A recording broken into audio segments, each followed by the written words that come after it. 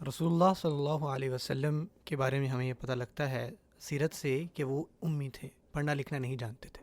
عربی میں اس کو امی کہتے ہیں، یعنی پڑھنا اور لکھنا جو نہیں جانتا. جو آیت میں آپ سے اب شیئر کروں گا وہ آپ صلی اللہ علیہ وسلم کو انٹروڈیوس کرواتی ہیں ایز اے امی. اگین امی کا مطلب کیا تھا؟ جو لکھنا اور پڑھنا نہیں جانتا. هو الذی بعث فی الامیین رسولا منہم، وہ ہے جس نے بھیجا امیین کے درمیان، یعنی ان لیٹرڈ جو پڑھنا لکھنا نہیں جانتے، رسول ان میں سے ہی. یتلو علیہم آیاتہ، وہ تلاوت کرتے ان پر اللہ تعالیٰ کی آیات کو. بات سوچنے کی یہ ہے کہ پہلی آیت میں آتا ہے کہ وہ پڑھنا لکھنا نہیں جانتے، اور دوسری پارٹ ہے جو دوسرا حصہ آیت کا وہ آتا ہے، وہ کیا کر رہے ہیں؟ وہ پڑھ رہے ہیں، تلاوت کر رہے ہیں. اور بتائیے جو پڑھنے کے لیے عربی میں فعل استعمال ہوتا ہے وہ قراءہ اور تلاوہ ہے اسم جو ہے. اور جو لفظ تلاوہ ہے نا، اس کا لٹرل معنی ہے ٹو فالو، کسی کو فالو کرنا، پیروی کرنا.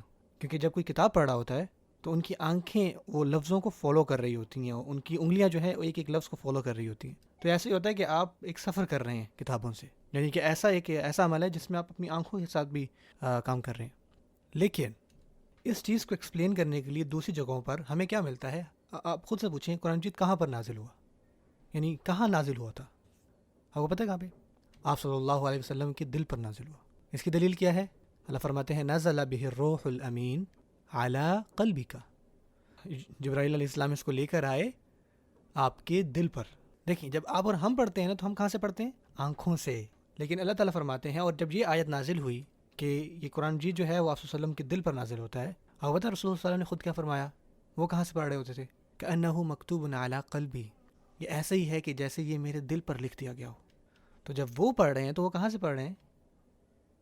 اپنے دل سے. ایک ڈفرینٹ فیکلٹی انوالو ہے یہاں پہ. باقی ہم سب کے لیے ہم اپنی آنکھوں کا استعمال کر رہے ہیں پڑھنے میں، لیکن رسول اللہ صلی اللہ علیہ وسلم کے لیے ان کا مبارک دل جو ہے وہ تلاوت کر رہا ہے.